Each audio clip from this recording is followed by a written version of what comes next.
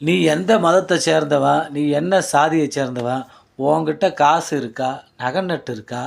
இல்ல சொத்து பத்து இருக்கா? அப்படின்னு எதுவுமே பார்க்காம நம்மக்கிட்ட வரக்கூடிய ஒரு விஷயம் என்னன்னு பார்த்தீங்கன்னா, வியாதி தாங்க. அதாவது காய்லா தாங்க.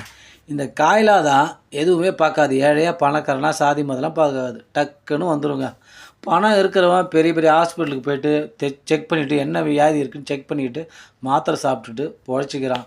பணமே இல்லாத நம்மள மாரி ஏழைங்கலாம் அரசாங்க ஆஸ்பத்திரிக்கு போயிட்டு அங்கே போடுற வெள்ளை ஊசியை போட்டுக்கிட்டு அங்கே ஒரு வெள்ளையாக தான் மாத்திரை எப்பயுமே கொடுப்பாங்க. அதுவும் கொடுக்க மாட்டாங்க, தூக்கி போடுவாங்க. அந்த வெள்ளை மாத்திரையை நம்ம சாப்பிட்டுட்டு நமக்கு என்ன வியாதி இருக்குதுன்னு தெரியாமல் நம்ம செத்து போகிறோங்க. இதில் இன்னொரு விஷயம் என்னென்னா, பணம் இருக்கிறவன் பெரிய பெரிய ஹாஸ்பிட்டல்லாம் போயிட்டு காப்பாற்ற முடியாமல் செத்து போகிறான். ஆனால் பணமே இல்லாத நம்மள மாதிரி ஏழைங்க அரசாங்க ஆஸ்பத்திரிக்கு போயிட்டு பொழைச்சிக்கிறோம். இதிலேருந்து என்ன தெரியுது?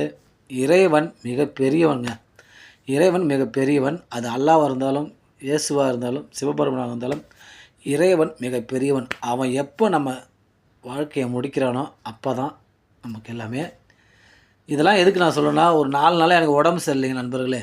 உடம்பு சரியாமல் பயங்கரமான காய்ச்சல். இப்போ தான் மாத்திரை போட்டு ஓரளவுக்கு பரவாயில்ல.